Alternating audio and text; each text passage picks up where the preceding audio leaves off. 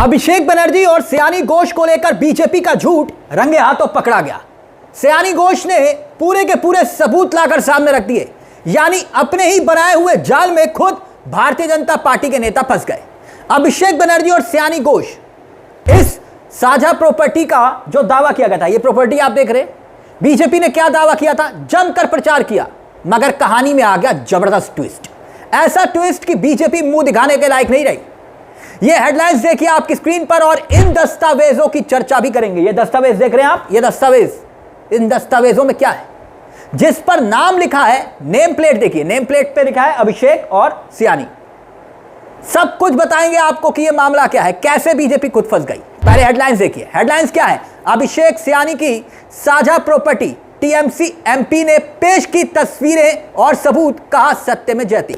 आगे हेडलाइन देखिए, मामले को समझ जाएंगे। अगली हेडलाइन में लिखा है संपत्ति मामले में 360 डिग्री का टर्न, जिन्हें समझ रहे थे टीएमसी सांसद वो अभिषेक सयानी निकले कोई और, यानी कि आम जनता। मामला क्या है, ये हेडलाइंस क्या बताती है, हेडलाइंस ये बताती है, खबर ये बताती है कि अब ये मामला 360 डिग्री घूम चुका है, या यूं कहिए कि पूरी तरह से पलट चुका है।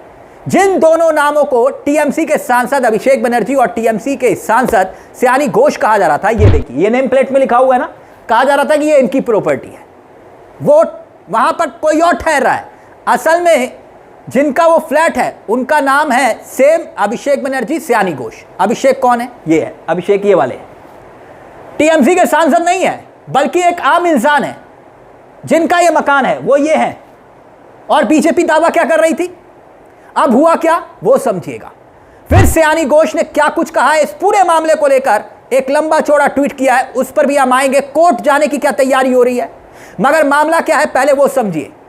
बुधवार को जब नगर निगम के अधिकारी पहुंचते हैं यहां इस फ्लैट में, हक्के बक्के रह जाते हैं।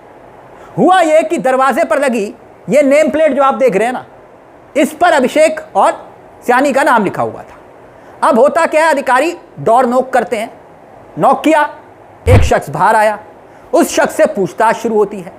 लेकिन जैसे ही उस शख्स ने अपनी बात रखना शुरू किया सिलसिलेवार तरीके से, और जो कुछ बताया, अधिकारी हैरान रह गए।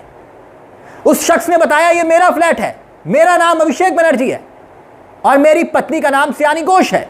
इसके बाद इस विवाद ने पूरी तरह से 360 डिग्री टर्न ले लिया। अधिकारी पैरों तले जमीन खिसक गई।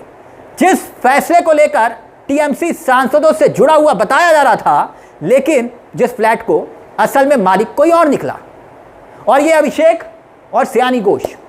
लेकिन ये सांसद नहीं है, ये एक आम इंसान है, एक निजी संस्था में काम करते हैं।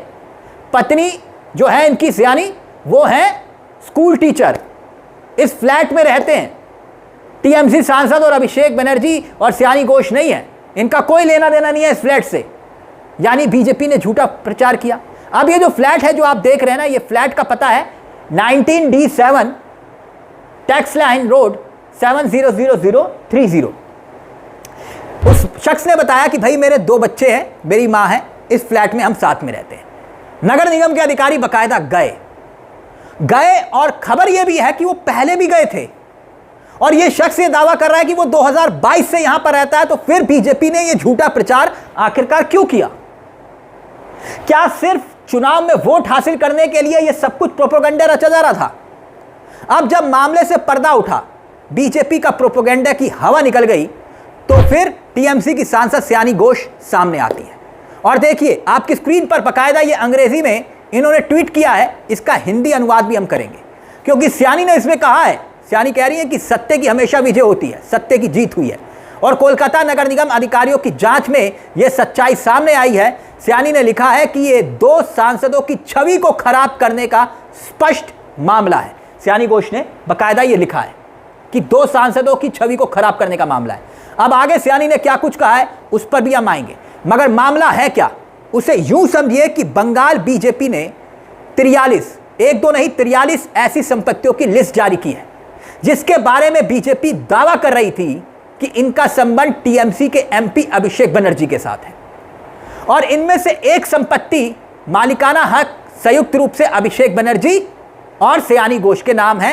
ये इस संपत्ति को लेकर बीजेपी ने दावा किया था, 43 संपत्तियों में से, जबकि टीएमसी सांसद सयानी घोष ने इन्हीं संपत्तियों का खुद से किसी भी तरह का कोई लेन देन नहीं, कोई कनेक्शन होने से पहले ही इनकार कर दिया था। मगर अब देश की होनहार मीडिया को तो आप जानते ही हैं, बीजेपी की मशीनरी को भी आप जानते हैं, झूठ को सच और सच को झूठ कैसे बनाया जाता है यह भी आपको मालूम है। और बकायदा सुनिए, मंचों से खुद सीएम जो है वो ये ऐलान कर रहे थे, मैंने 4 नाम दिए हैं, 4 नाम, यानी बीजेपी अपनी हिट लिस्ट को जनता के सामने बता रही है। मंच पर खड़े होकर अभिषेक बनर्जी का भी उसमें नाम लिया जा रहा था। सुनिए जरा सीएम ने क्या कुछ कहा था, यह बयान सुनिए एक बार फिर से। मैं म्युनिसिपल अफेयर्स का सेक्रेटरी और केएमसी का कमिश्नर को बताया 4 नाम लेकर, बताओ 4 नाम। हाँ, सुनना चाहता है ना? एक बेलेघाटा का राजू नस्कर 18 प्रॉपर्टी,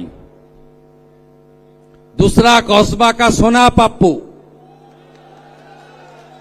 24 प्रॉपर्टी, तीसरा भातीजा अभिषेक बनर्जी,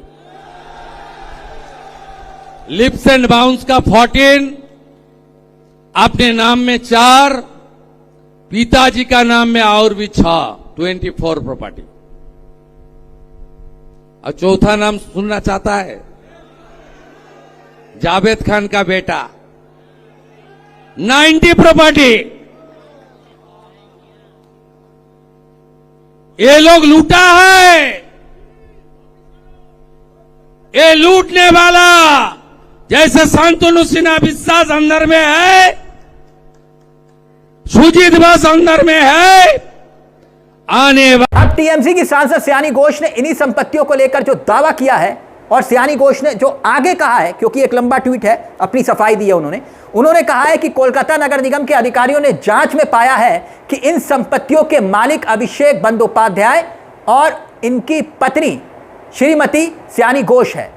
आवश्यक ट्रायल और उसके बाद सोशल मीडिया प्लेटफॉर्म पर की गई उत्पीड़न की कार्रवाई उन दोनों राजनेताओं के खिलाफ चलाई गई बदले की राजनीति का एक स्पष्ट मामला है। यानी सयानी घोष कह रहे हैं कि भाई ये बदले की राजनीति है, ये जो की गई ये बदले की राजनीति है। सयानी घोष ने एक्स पर बकायदा पूरे विस्तार के साथ अपनी बात को लिखा, इन संपत्तियों को शेयर भी किया, तस्वीरें भी शेयर की, पोस्ट किया, लिखा कि भाई सत्य में जाती है। आप देख सकते हैं एक लंबा पोस्ट है। सयानी घोष ने वैसे कल भी एक बात कही थी, वो ये कही थी कि भाई मैं ये चाहती हूं कि उनके वोटर ये जान ले कि उनकी संपत्ति का ब्यौरा उनके चुनावी हलफनामे में घोषित किया जा चुका है, जिन्हें चाहे वो रिकॉर्ड्स को जांच कर सकता है। यानी सयानी कह रही है मैंने कुछ नहीं छुपाया है, आप मेरी संपत्ति का रिकॉर्ड आप जाइए चेक करिए, मेरा हर वोटर उसको चेक कर सकता है।